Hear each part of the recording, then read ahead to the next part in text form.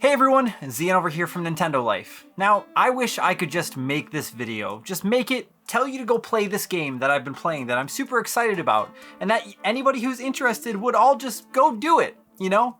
But that's obviously not why you click this video. You want to learn why I'm recommending this new game that I'm playing. Most games are best to walk in with the least amount of knowledge possible, so that way you keep surprises and any important plot points, you know, unknown. It helps you stay a little more immersed in the experience, but of course with the internet and just the way that things are these days, it's not as easy as it once was. But still, I'm going to be as careful as possible to spill the least amount of details as possible as I can about this new game that I'm playing called Everhood. Besides a roughly minute-long trailer that I watched, a brief synopsis that I got off the eShop, and a recommendation from Willem over at Nintendo World Report, I went into this game knowing next to nothing. And I'm so glad that I did. It's a weird mashup of an RPG, an adventure game, and a rhythm game like Guitar Hero almost? It's super strange, but bear with me. The story follows a wooden puppet named Red, who's on a quest to go and get their arm back that was stolen by a character on the journey.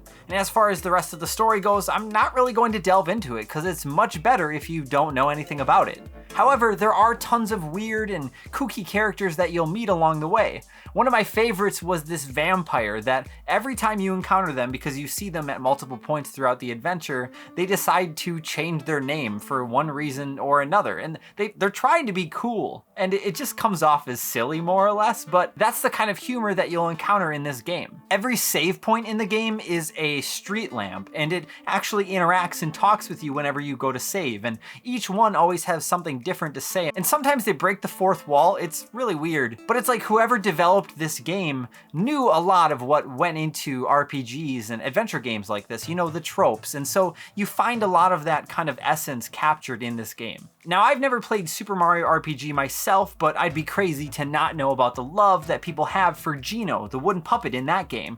And this game kind of feels like if Geno maybe would have gotten their own adventure. Now, I'm only about 3 or 4 hours into the game, and the eShop listing claims this is about a 5 to 6 hour adventure, but I've put in tons of different choices throughout the game that have had an effect on the overall story. And in a way, kind of like Undertale, it feels like every decision that I've made is going to affect the overall ending, or even just the main path of the game. And now I know I haven't even finished the game yet, but I'm planning to, when I do, to go back through the game and play through it all over again, just to see how the different choices that you make affect the overall game, because it seems like things could be pretty drastically different. And as for the choices I've made right now, I've opened a huge can of worms, and I have no idea if they're night crawlers or gummy worms or what, but it's fun. Now, as far as the gameplay goes, you traverse an overworld, sort of like in an RPG or an adventure game, and everything has a very simplistic sort of Undertale-esque feel to it. There's lots of dark black backgrounds, and character sprites are fairly detailed, but they're using simplistic colors. Some levels have crazy neon effects going on in the background, or neon color palettes. But now, as far as the combat, which is the real bread and butter of the game, and whenever you encounter an enemy, you'll end up having to fight them in sort of like a rhythmic dodging battle minigame thing. It's really interesting. Your opponent will stand all the way across the field on you, and they'll throw sort of like music notes almost back at you, and you have to dodge left and right. You can jump and roll out of the way of them, and that's pretty much it. That's the game. It's extremely simple on paper, but it can take some time to actually get your brain to tell your hands to do exactly what you want them to do. After the first boss battle, which, you know, I've only played 3 or 4 hours, but I think I've probably done 20 or 30 encounters already so far. And after the first 2, I felt like I wasn't gonna be able to beat this game. It felt extremely difficult. Now, I also should mention that I picked hard mode as well, and we'll get to that more in a little bit. Basically, you have a small life bar that whenever you don't dodge a move correctly and you get hit, a little bit comes off of it, and if you get hit 3 times, I believe, then you die.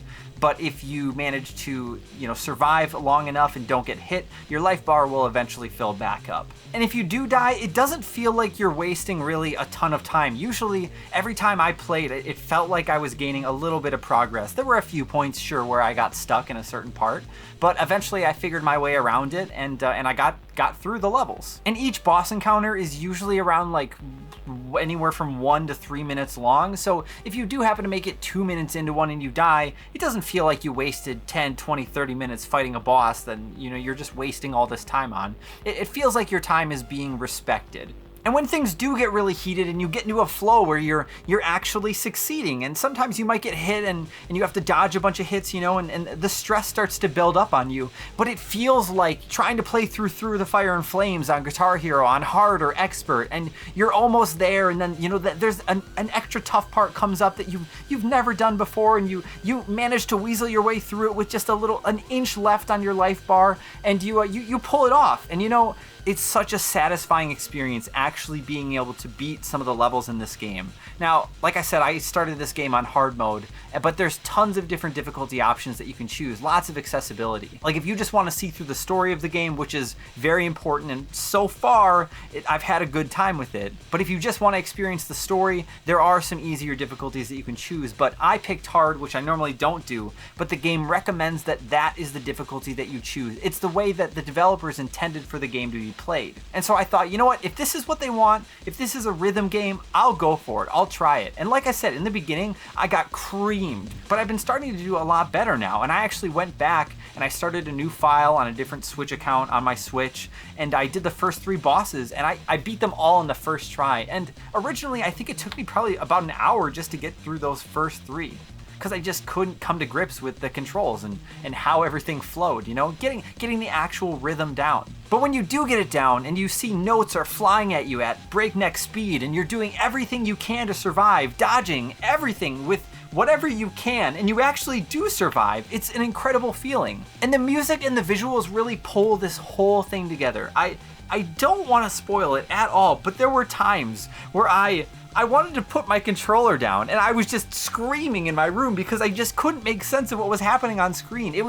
It's kind of like Tetris Effect levels of crazy, but it's just bonkers. I don't even know how to explain it. And I don't want to explain it. I just want you to play it. And from what I can tell, every piece of music that's used in the boss encounters is never reused either. So every boss feels like a fresh new experience with the visuals and all. Now I believe this game is on Steam as well, and if so, I would love to see some mods come out for this game. There were times where I was thinking about music from Undertale. Like imagine a boss battle where you're fighting against Sans and Megalovania is playing in the background, or Sephiroth and One-Winged Angel is playing. Like this is just, it's begging to be modded. I would love to see some crossovers and DLC with this game. It's a perfect gameplay style. Everhood is an exciting, fresh, and crazy weird game. It feels so familiar, to things like Undertale, or, it has the rhythmic side of games in there, but it's so fresh and new than anything else I've played in a long time. I will say that there are tons of crazy flashing lights in this game, so if you do have, if you're prone to seizures or have epilepsy or anything like that, I would highly recommend, passing on this game. I should go check and see if there's any accessibility options that turn down some of the flashing lights and things like that. But that's part of the experience as well, as just some of the craziness that happens on screen. Now, the last thing that I wanted to touch back on with Everhood is the magic of the game really lies in your success. Some boss battles might take you 3, 4, 5, 10, 20 tries to get it down, to get it right. But when you do, nothing is more satisfying than actually completing that boss, actually getting past it, getting to see the whole level in its entirety without feeling like you're playing on a easier difficulty. And I think that's why the game recommends so strongly that you play on hard mode. And the game isn't impossible from what I've played so far. I did encounter a boss that's like, whoa, am I gonna do this? And it's gonna take me some time, but I'm so excited to get back to it and actually see it through to the end. Now, and I think if I played this through on an easier difficulty, because you could change the difficulty at any time throughout the game as well, which is really nice, because if you do get too stuck and you don't have time to keep trying over and over again, go ahead, change the difficulty. But for me, it's been really gratifying to continue trying, see that I've actually improved at playing the game, and see how far I can take it. If I would have changed the difficulty and saw through the whole game at its easiest difficulty, I don't think I would be as excited about playing this game as I am right now.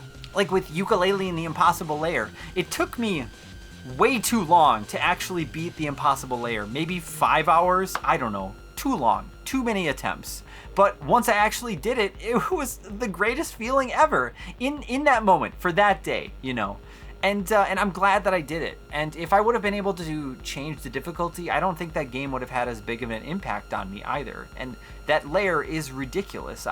Platonic, why did you do that to us? But at the same time, I appreciate that it was so tough. It was a challenge. But it's super weird. If you like Undertale, if you like RPGs, if you like Earthbound, if you like anything that's wacky and weird and just different, if you're open to something new, give Everhood a shot. Feel free to let us know in the comments down below if you've tried out Everhood yourself already, or if it looks like it's up your alley. I believe there's a demo available for the game on Steam, or at least there was. Otherwise, the game's $15 on the eShop, 15 US. And yeah, let us know if you think this is something that you'd want to play. I'm pretty stoked on it, and I'd love to hear if you plan on giving it a shot as well. And as always, if you enjoyed this video and you want to see more content like this, then why don't you duck, dodge, weave, and dive all over that subscribe button, and then ring that notification bell to be notified whenever we put up a new video. Thank you all so much for watching. I'm ZM from Nintendo Life. Stay safe out there, and we will see you next time.